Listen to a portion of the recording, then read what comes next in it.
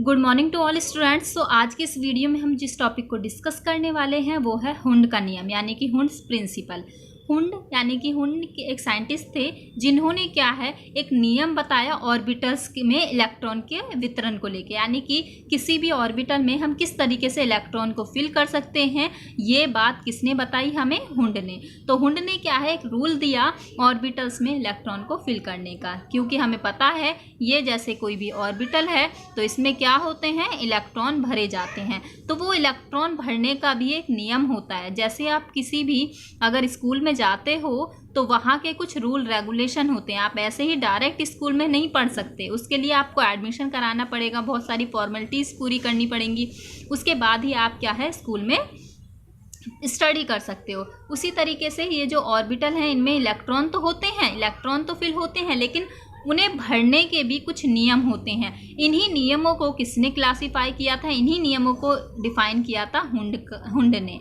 तो हुंड का नियम हम कहते हैं क्या कि हुंड ने किसी उपकोष के ऑर्बिटल, उपकोष यानी कि सब सेल, क्या होती हैं सब सेल, सब सेल कौन सी होती है हमारी? एसपीडीएफ। तो हुंड ने किसी उपकोष यानी कि सब सेल के ऑर्बिटल में इलेक्ट्रॉन के वितरण यानी कि भरने यानी कि बांटना के लिए एक नियम प्रतिपादित किया जिसे हम हुंड का नियम कहते हैं। तो इसे क्या कहते हैं? हुंड का नियम। हुंड के अनुसार क्या कहा उन्होंने कि किसी परमाणु यानी कि एटम के ऑर्बिटल में पहले एक एक इलेक्ट्रॉन भरता है, इसके पश्चात ही इलेक्ट्रॉन युग्मित यानी कि पेयर में बनते हैं। जैसे sp-d-f ऑर्बिटल में इलेक्ट्रॉन का युग्म दूसरे, चौथे, छठे तथा आठवें इलेक्ट्रॉन से शुरू होता है। कैसे?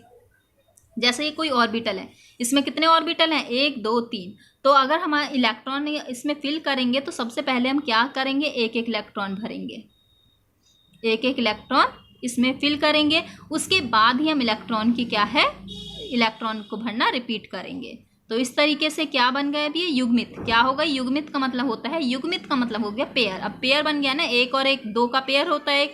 तो उन्होंने क्या बताया था कि जैसे नॉर्मल उसमें मैं बताऊं, आपके पास कोई सामान है और आपको बहुत सारे बच्चों में बांटना है वो, तो आपको नहीं पता किस बच्चे के पास कितना सामान आना है। तो आप क्या करेंगे? आप थोड़ा थोड़ा उन्हें दे देंगे, यानी कि थोड़ा थोड़ा देंगे पहले, उसके बाद अगर आपके पास बचता है कोई मटीरियल तो आप क्या है उन्हें फिर से दोबारा दे सकते हैं। तो इसी तरीके से इनमें भी होता है कि पहले आपके पास जो भी ऑर्बिटल है उसमें एक एक इलेक्ट्रॉन भरेंगे, उसके बाद जो इलेक्ट्रॉन बचते हैं तो फिर उसके बाद इलेक्ट्रॉन का भरना रिपीट होता है।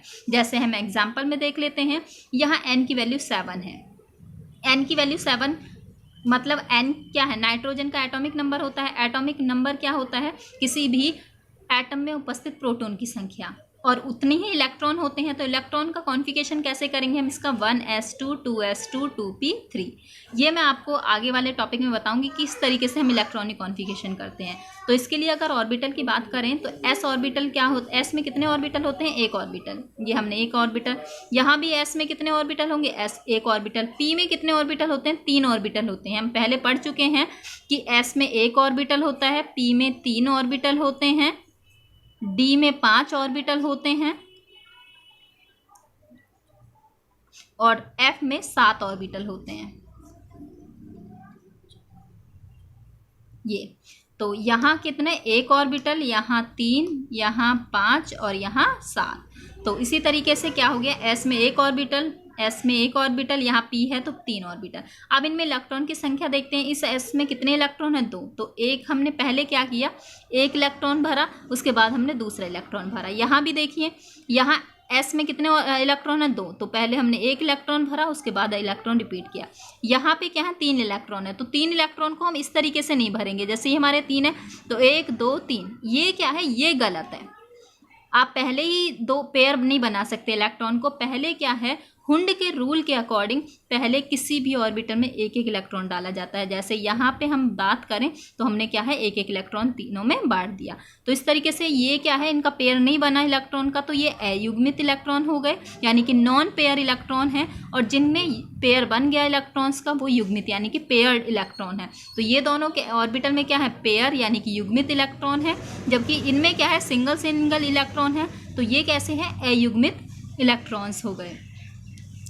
तो एक बार क्वेश्चन डिस्कस कर लेते हैं किस तरीके से क्वेश्चन पूछा जाता है कि यदि किसी पी ऑर्बिटल, क्या पी ऑर्बिटल यानी कि उपकोष में 3 इलेक्ट्रॉन हैं तो उनका वितरण बताइए। तो आपको पता है पी ऑर्बिटल में कितने ऑर्बिटल होते हैं, 3 ऑर्बिटल। ये हमने लगा दिए यहाँ पे 3 ऑर्बिटल। 3 ऑर्बिटल में हम अगर 3 इलेक्ट्रॉन है तो 3 इलेक्ट्रॉन को हम इस तरीके से नहीं डाल सकते। पहले ये क्या है, गलत है। हुंड के रूल के अकॉर्डिंग क्या करेंगे, उन 3 इलेक्ट्रॉन को पहले हम क्या करेंगे, एक एक इलेक्ट्रॉन देंगे।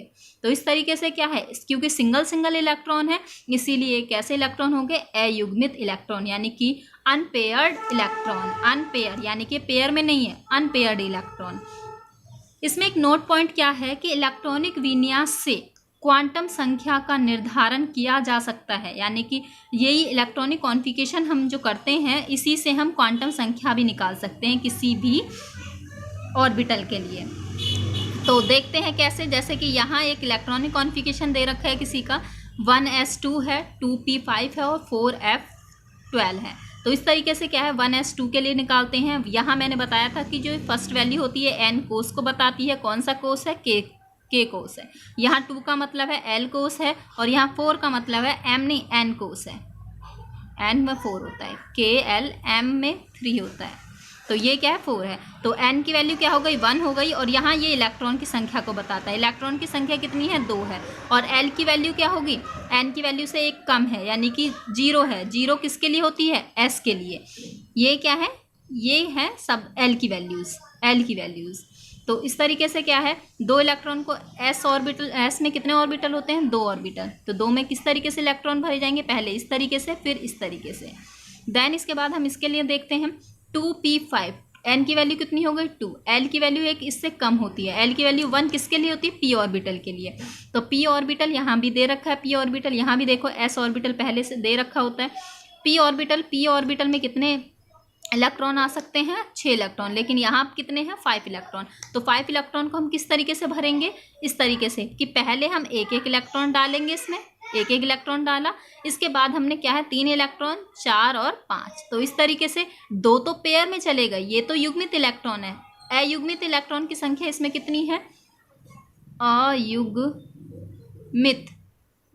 इलेक्ट्रॉन की संख्या कितनी है, 1। इसमें अयुग्मित इलेक्ट्रॉन कितने हैं, 1। इसी तरीके से हम इसमें देखते हैं 4f12 में, तो n की वैल्यू कितनी है 4, l की वैल्यू से कम होती है 3 के लिए क्या होता है f। तो f ऑर्बिटल में हमें पता है कितने ऑर्बिटल होते हैं, f सब सेल में 7 ऑर्बिटल्स, 1 2 3 4 5 6 7। इलेक्ट्रॉन की संख्या कितनी है 12। तो हम पहले क्या है, पहले से पेयर नहीं बनाएंगे, पहले क्या है एक एक इलेक्ट्रॉन डाला हमने, 2 3 4 5 6 7 इलेक्ट्रॉन हो गए। देन 8 9 10 11 और 12, तो 12 इलेक्ट्रॉन हो गए। तो यहाँ तक तो क्या है, ये पेयर में है, लेकिन अयुग्मित यानी कि अनपेयर इलेक्ट्रॉन की संख्या कितनी है, 2। तो अयुग्मित इलेक्ट्रॉन की संख्या कितनी हो गई, अयुग्मित इलेक्ट्रॉन की संख्या कितनी हो गई, 2। अच्छा, इसमें एक नोट पॉइंट याद रखने वाली बात क्या है कि जो अयुग्मित इलेक्ट्रॉन होते हैं, अगर इस तरीके से अयुग्मित इलेक्ट्रॉन है तो वो क्या होते हैं, वीक होते हैं। जबकि जब हाफ फिल ये इस तरीके के ऑर्बिटल है कि तीनों ही क्या है, अयुग्मित है, इनमें कोई भी पेयर में नहीं है, तो इस तरीके के इलेक्ट्रॉन कैसे होते हैं, स्ट्रॉन्ग होते हैं। ये वाले जो हैं ये ऑर्बिटल स्टेबल होते हैं कंपेयर टू इस ऑर्बिटल से। यानी कि अगर इस तरीके से हाफ फिल्ड, इसे क्या कहते हैं, अधूरा यानी कि आधा भरा हुआ, अगर कोई भी है ये आधा भरा हुआ ऑर्बिटल है, हाफ फिल्ड ऑर्बिटल्स हैं, तो इस तरीके के अनपेयर्ड इलेक्ट्रॉन स्टेबल होते हैं। जबकि यहाँ क्या है, ये ना तो पूरा भरा हुआ है ना आधा खाली है, ये क्या है, सिर्फ इसमें एक इलेक्ट्रॉन अयुग्मित है। तो ये क्या है, ये इससे क्या होगा, वीक होगा। ये स्ट्रॉन्ग ऑर्बिटल है, ये इससे क्या होगा, वीक हो गया। ये स्टेबल है, ये अनस्टेबल क्या है, ऑर्बिटल्स हैं। तो इस तरीके से क्या है, ये हुंड्स ने कुछ नियम दिए थे इलेक्ट्रॉन को फिल करने के किसी भी ऑर्बिटल में। आई होप आप सभी को समझ आया होगा।